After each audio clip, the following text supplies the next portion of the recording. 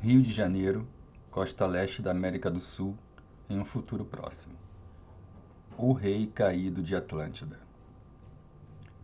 O sol estava se pondo.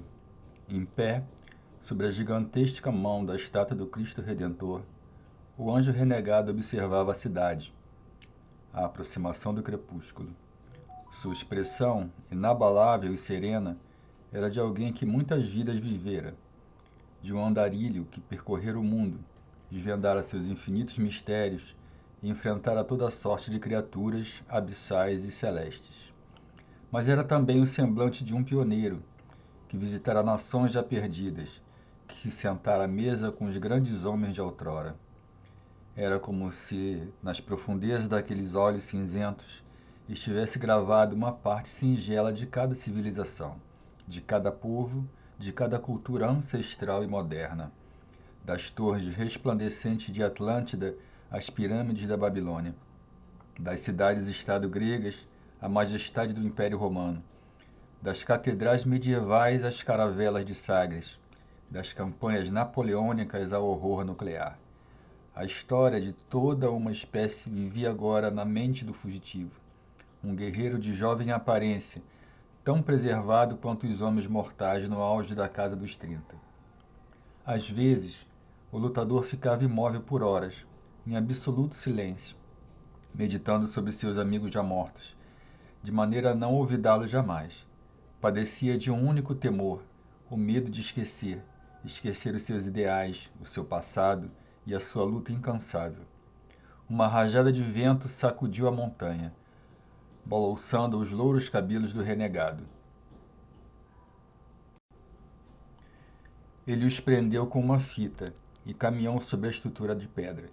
Seu equilíbrio era impecável, mesmo na estreita passagem que contemplava o braço da escultura titânica. Não se parecia com um anjo de fato, porque escondia suas asas enfiadas na carne.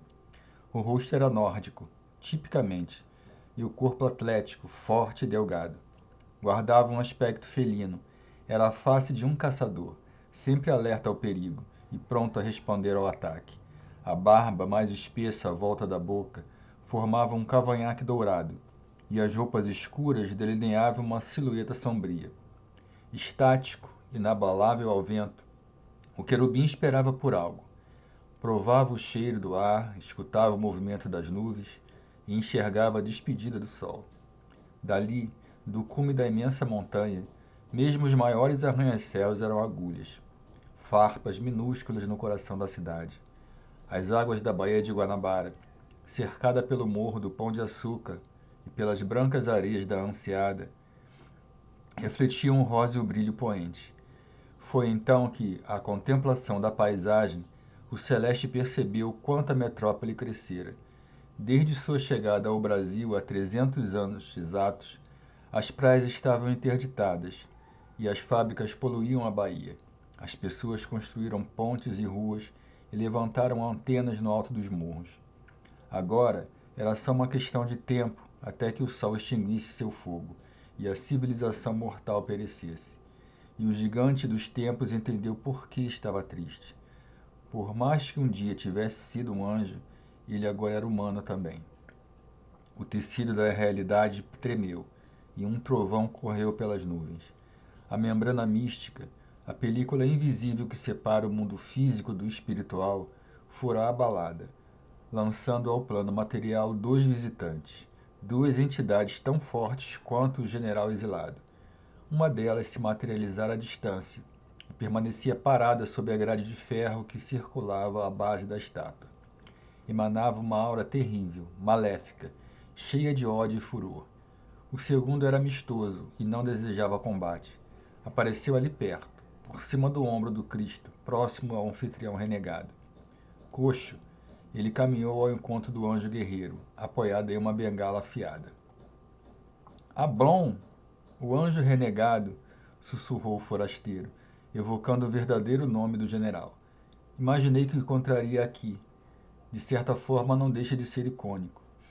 A criatura saiu das sombras e, tal como o lutador, parecia um homem comum. Maduro, tinha um corpo largo e maciço, mas era mais baixo do que o celeste. Usava um terno alinhado, imitando os trajes mundanos. Uma barba escura cobria a face, delineando um queixo redondo. Nos braços de Deus, contemplou. Orion, o rei caído de Atlântida, era assim que o chamavam. Pensei que você viesse sozinho, reagiu o querubim, fitando o demônio disfarçado de gente, trepado na grade metálica 30 metros abaixo de si. Ah, sim, Apolion. A atenção de Orion se desviou à mureta de ferro. Eu sinto muito. Tive que trazê-lo, ordem do chefe. As montanhas enfim engoliram todo o lume do sol vespertino, e o oceano aguardou o nascimento da lua. Já na penumbra da noite, Ablon virou-se para encarar seu velho confrade, um anjo caído, hoje um dos duques do inferno, um monarca falido, que havia seguido as hostes de Lúcifer nos tempos da Guerra do Céu. Como muitos, Orion fora ludibriado pela persuasão do diabo.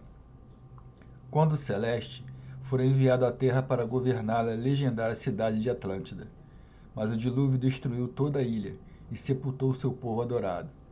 O rei caído então regressou ao paraíso, revoltado com as catástrofes incitadas pelo arcanjo Miguel. Assim, quando Lúcifer se levantou contra o príncipe dos anjos, Orion assumiu seu partido. Mas a revolução fracassou e os rebeldes foram lançados ao abismo. Isso foi depois do expurgo dos renegados. Nos dias da revolução, Ablon e sua irmandade já haviam sido execrados. Se Orion estivesse no céu à época da conjuração, talvez tivesse se juntado a ela. Orion, em consideração à nossa antiga amizade, eu aceitei me encontrar com você. Eu quero deixar claro que este é o único motivo. O seu mestre me traiu. O demônio que o acompanha, e ele se referia ao implacável Apolion, um assassino terrível, conhecido por ter vitimado 10 dos 18 renegados, matou muitos de meus amigos. Ademais, eu nunca simpatizei com os condenados do porão. Era uma gíria que definia o inferno. Portanto, seja breve, o tempo corre. O rei caído sorriu. Aquele era o antigo Ablon, sem dúvida, e seu bom camarada que às vezes o visitava em Atlântida e se sentava ao banquete nos dias festivos. O general não havia mudado. Orion o admirava porque, apesar das provocações, das perdas e das perseguições, ele não largara seus verdadeiros valores. Desafiara a todos para defender uma causa, e por ela continuaria lutando. Quisera eu ser como ele, pensou o monarca, mas ele reconhecia também o revés da liberdade. A morte e a solidão acompanhavam os exilados. E de repente Orião achou que, mesmo que tivesse escolhido o caminho dos bravos, ele talvez não conseguisse trilhá-lo. Então você também notou, não é? Instigou o infernal. Os sinais. Eles são prova definitiva de que o fim do sétimo dia está terminando, e com ele toda a vida humana. O Apocalipse. Orion estava certo. Os sinais eram evidentes. Todos os símbolos e profecias apontavam para o juízo final.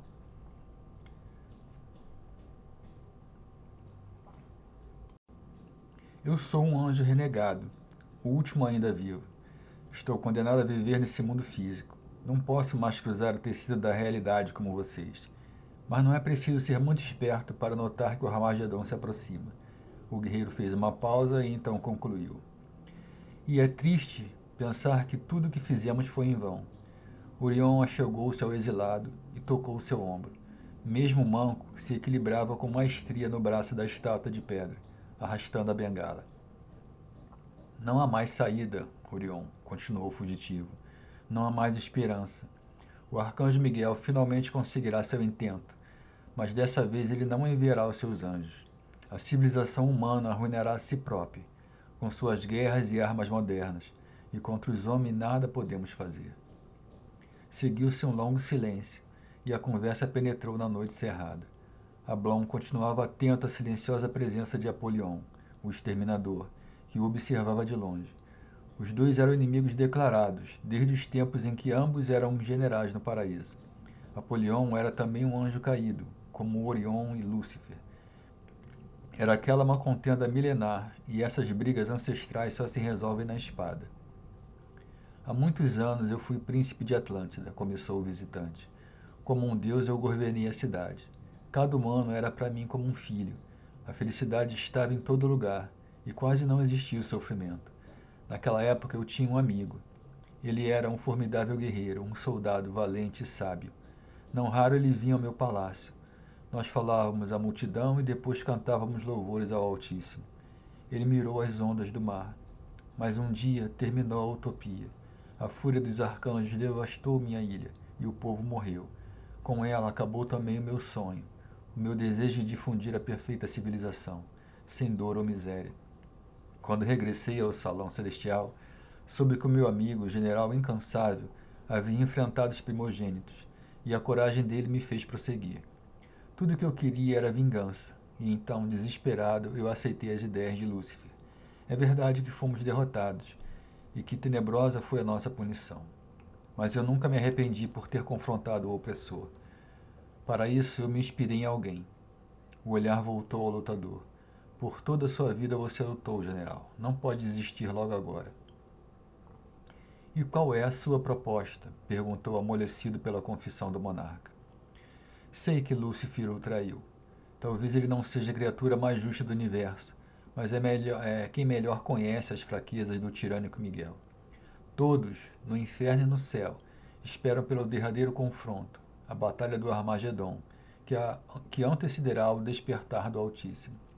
O combate é a nossa última chance de desposar o príncipe dos anjos, antes do Criador voltar à cena do cosmos. Os vencedores estarão mais perto de Deus, e a ele apresentarão suas armas. Quando Iavé acordar, ele punirá os perversos, argumentou o renegado. E não há dúvida de que Miguel será o primeiro a ser condenado, por ter usado a sua palavra para justificar tantos massacres. Então, por que não esperar simplesmente? Por que não aguardar o regresso de Jeová? Não sei quanto a você, mas nós queremos vingança, rebateu e analisou o rosto sofrido do fugitivo. E eu diria que você também. Tudo que eu quero é a justiça. Que seja, chame-a como quiser. Os seus interesses estão ligados ao nosso. Miguel, se prepara para a guerra e nós temos um inimigo em comum. O que está me propondo é uma aliança, digeriu o guerreiro incrédulo.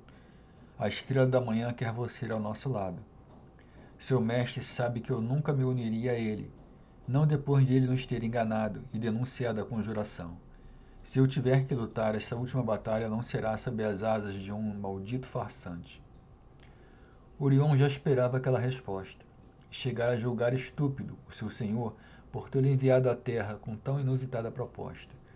Mas por muitas vezes o rei caído se surpreendera com a perspicácia do anjo sombrio e preferiu não julgá-lo precipitadamente. Eu entendo todas as suas preocupações, mas dessa vez é diferente. Este é o embate final de uma guerra que persiste por milhares de anos. Não haverá uma outra oportunidade para derrotar o arcanjo. Ablon cerrou os punhos e fechou os olhos, em ligeira meditação. Tudo que ele mais desejava era completar o ministério da sua vida, enfrentar o príncipe celeste e vingar a memória dos renegados. O anjo guerreiro sabia que jamais venceria uma guerra sozinho, mas certamente aquela guerra não seria vencida sem ele. Depois de tantas batalhas, de tantos combates, o fugitivo era o comandante ideal, o mais indicado para dirigir um exército hostil ao tirano. Mas controlando ou não uma armada, Ablon iria desafiar Miguel mais cedo ou mais tarde, porque essa era a sua demanda vital, o sentido de sua existência.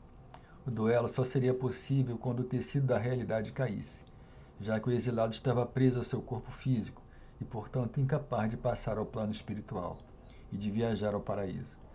E a membrana só desapareceria à conclusão do Apocalipse. Mas, caso firmasse acordo com Lúcifer, teria o diabo meios de pôr príncipe e vagabundo cara a cara para uma peleja mortal? Estarei esperando por você nas proximidades da ponte Rio-Niterói, daqui a 4 dias exatos, disse Orion quebrando o silêncio.